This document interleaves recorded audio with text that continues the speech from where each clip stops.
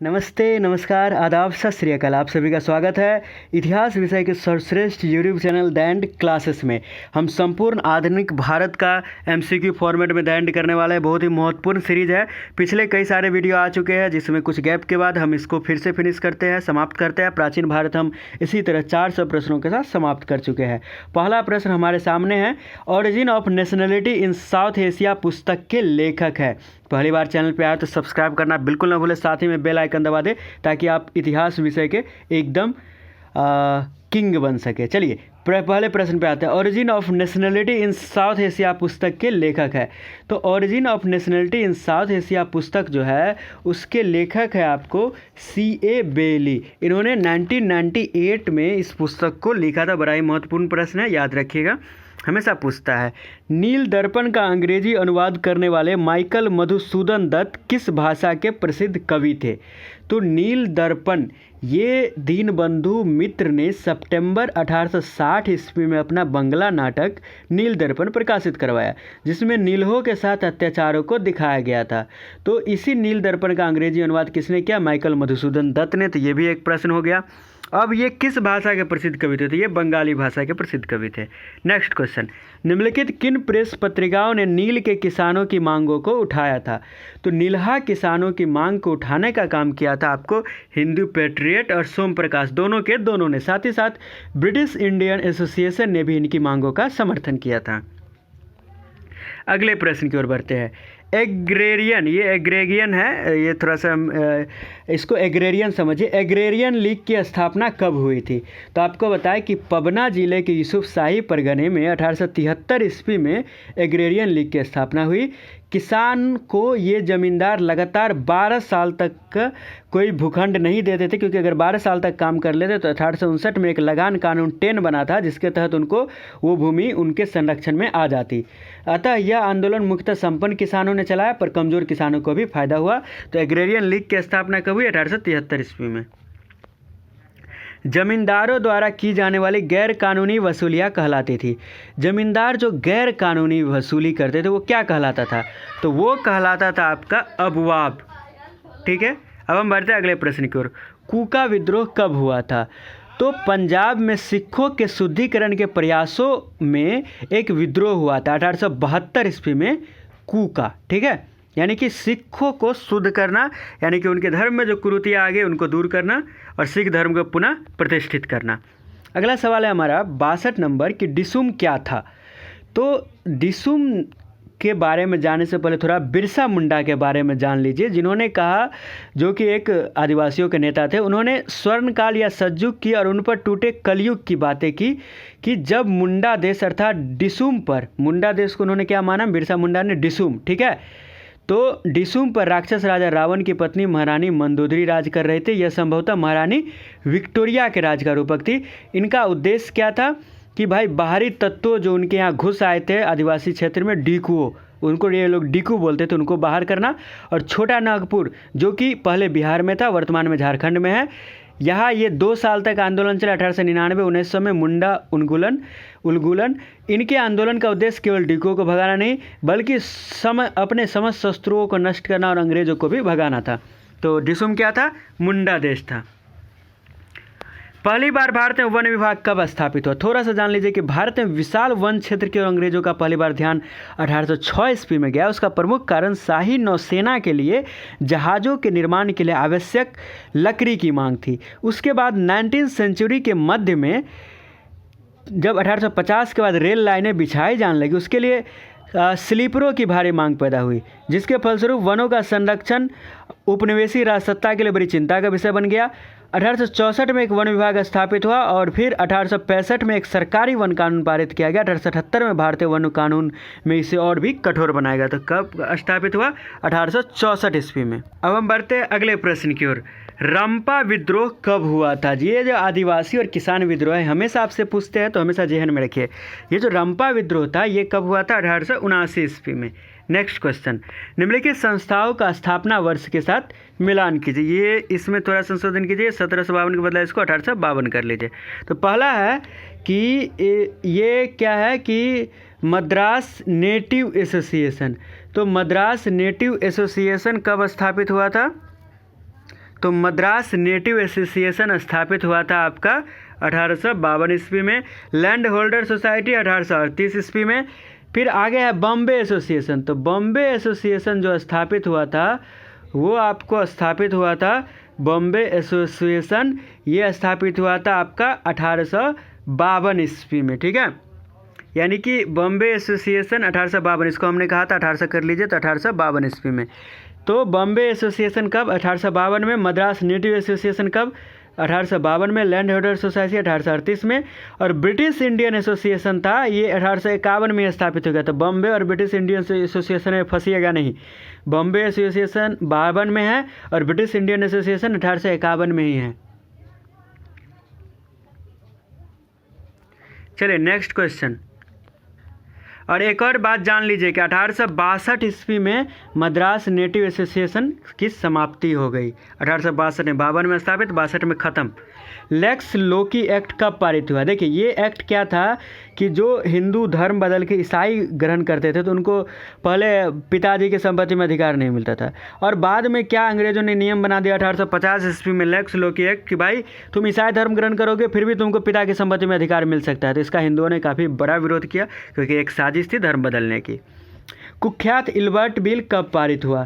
थोड़ा सा जान लीजिए कि काउंसिल के विधि सदस्य सीपी इल्बर्ट ने 2 फरवरी 1883 को एक विधेयक पेश किया जिसको कुख्यात इल्बर्ट बिल का नाम से जाना जाता है। इसमें क्या हो गया कि भारतीय जो जज थे, मजिस्ट्रेट थे ना, न्यायाधीश थे ना, उनको यूरोपीय लोगों के मुकदमे की भी सुनवाई का सज़ा देने का अधिकार मिल गया। लेकिन इसका अंग्रेज़ों ने बड़ा विरोध किया और उन्होंने गोरा विद्रोह कर दिया। नस्लवाद का एक चेहरा, घृणित चेहरा सामने आया।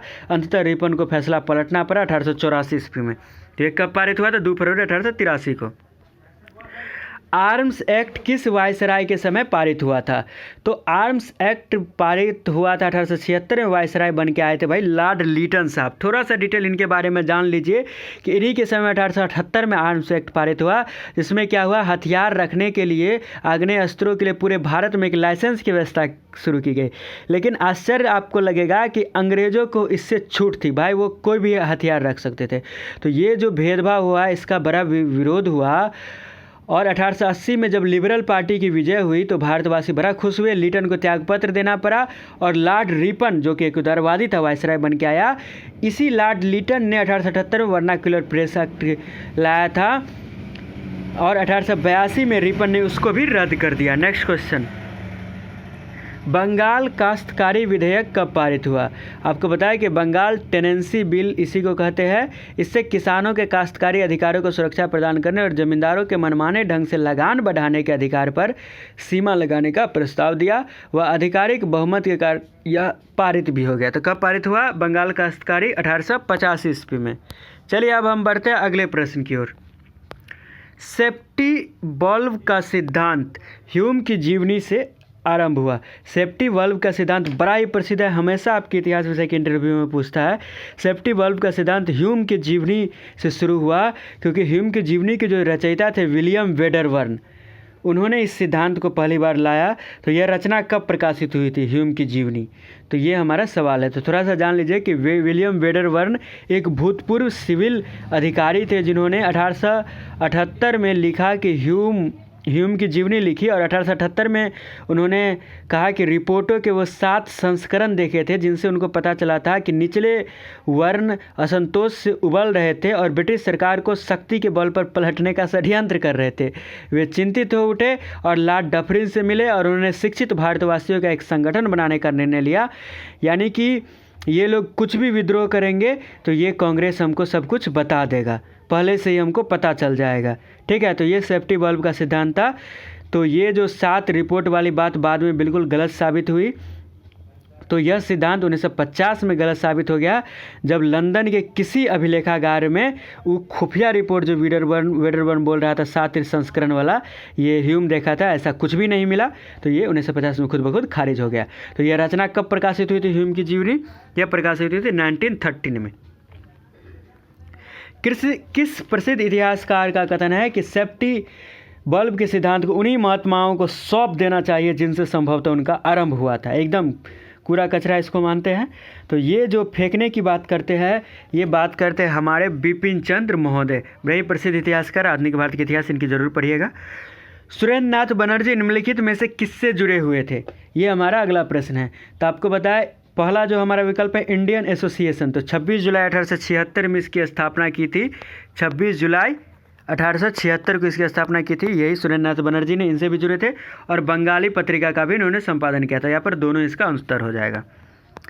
किस विद्वान का कथन है कि कांग्रेस षड्यंत्रकारियों और निष्ठाहीनों का अड्डा नहीं था, ये लोग पूरी तरह से ब्रिटिश सरकार के वफादार व सुसंगत शुभचिंतक थे।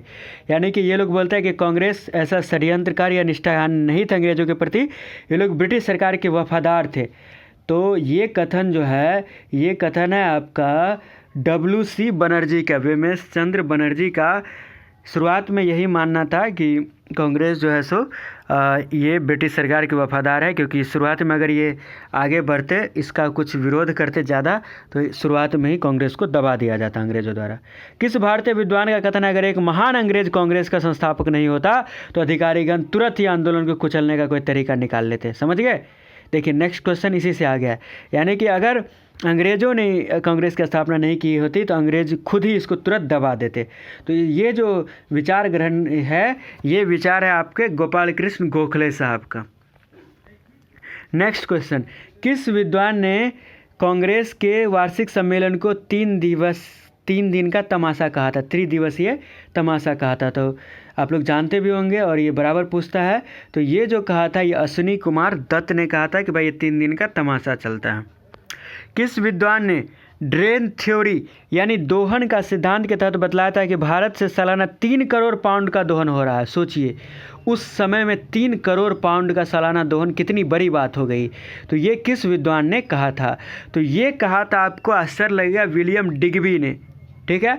और वही दादा भाई नौरोजी ने क्या कहा था कि भाई नौरोजी ने कहा था कि भाई मतलब कि ये बोले थे करीब जो है सो करीब 12 के या कुछ ऐसे पाउंड का जो है सो ये 12 करोड़ पाउंड का दोहन हो रहा है, ऐसा इन्होंने बोला था, 12 करोड़। और अब हम बढ़ते हैं नेक्स्ट क्वेश्चन की ओर। 19वीं सदी के अंतिम दशक में और 20वीं सदी के प्रारंभ में भारत के लोगों में प्रति व्यक्ति आय की गणना में कई लोगों ने की। यानी कि 19वीं सदी के अंतिम दशक, यानी कि आपका हो गया 19वीं सदी का अंतिम दशक, यानी कि 1890 से 1900 के बीच। ठीक है, अंतिम दशक 1890 से 1900। ठीक, इसमें कह रहा है कि भारत में प्रति व्यक्ति आय की गणना बहुत सारे विद्वानों ने की। तो इसमें से सही मिलान आपको करना है। तो प्रति व्यक्ति आय थी लॉर्ड कर्जन के अनुसार से 30 रुपया, रिपन का सचिव बोला 27 रुपया, डिग्बी बोला 18 रुपया, नौरोजी बोले 20 रुपया प्रति व्यक्ति आय थी। ठीक है, ये सारे के सारे कथन सही है, याद रखिएगा, हमेशा पूछता है। अंग्रेजी राज्यों के अत्याचारों की तुलना किसने यह कहकर किया कि भौतिक दृष्टि से ब्रिटिश राज न केवल गरीबी पैदा की, यह मानो चीनी का बना चाकू है। यानी कि ये तो ऐसे दिखाए कि भाई चीनी के चाकू है, पर असलियत में इन्होंने ढेर सारी गरीबी पैदा की। यह किनका मानना था या किनका कथन है? तो यह कथन है आपके दादा भाई नौरोजी साहब के। इसका अर्थ ये हुआ कि कोई अत्याचार नहीं हो रहा था, सब कुछ चीनी की तरह मीठा था, फिर भी वह चाकू ही तो था। तो चाकू क्या करेगा, काटेगा, यानी कि अंग्रेज तो हमारे नुकसानदेह है ही। चलिए नेक्स्ट क्वेश्चन, कांग्रेस के बारे में किसने यह टिप्पणी की थी? कांग्रेस तो भारतीय जनता के एक बहुत मामूली अल्पमत का ही प्रतिनिधित्व करती है। तो शुरुआत में कांग्रेस के बारे में ऐसी ही सोच थी, चाहे अंग्रेज हो, इन लोगों की पूरी तरह से ऐसी ही सोच थी। बाद में कांग्रेस की राजनीति में काफ़ी परिवर्तन, नरम दल से गरम दल, फिर आगे काफ़ी बढ़े। तो ये जो शुरुआती सोच थी, ये डफरिन साहब की सोच थी। ठीक है, लॉर्ड डफरिन ने कलकत्ता में नवंबर 1888 में सेंट एंड्रयूज डे के भोज में बड़े आराम से टिप्पणी कर दी कि कांग्रेस तो भारतीय जनता के एक बहुत मामूली अल्पमत का ही प्रतिनिधित्व करती है। भले ही बात अलग है कि बाद में कांग्रेस को एक अपार जन समर्थन मिला था। नेक्स्ट क्वेश्चन, गोरक्षा का मुद्दा सर्वप्रथम किसने उठाया? ये हमेशा ख्याल रखिए, गोरक्षा का मुद्दा सर्वप्रथम जो उठाया था वो कूका पंथ ने उठाया था, न कि आर्य समाज या किसी और ने। गोरक्षा का मुद्दा सबसे पहले 1871 में सिखों के सुधारवादी कूका पंथ ने अपने आंदोलन में गति लाने व अपना समर्थन बढ़ाने के लिए उठाया। ठीक है, और मुसलमानों को गोवध से रोकने के प्रयास में उन्होंने कुछ हिंसक वारदातें की। इसी प्रक्रिया में सरकार ने इनका बड़ी बेरहमी से दमन किया था। अगले सवाल है, नगर नागरी प्रचारणी सभा की स्थापना कब हुई?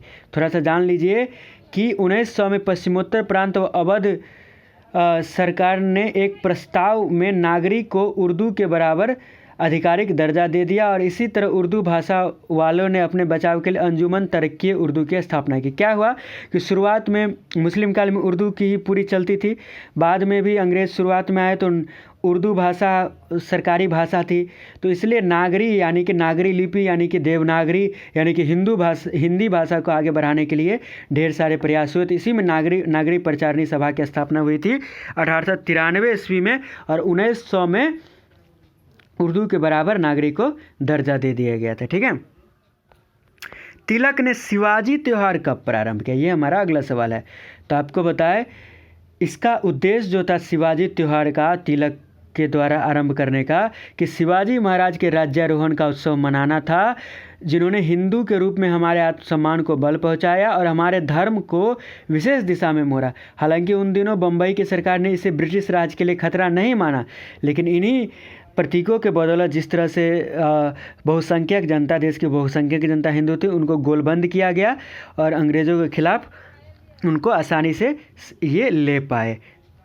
ठीक है, तो तिलक ने शिवाजी त्यौहार कब आरंभ किया था? 1896 ईस्वी इसका सही जवाब हो जाएगा। चलिए बढ़ते हैं अगले सवाल की ओर। 1882 ईस्वी में मद्रास में स्थापित संगठन विभूति संगम क्या उपदेश देती थी?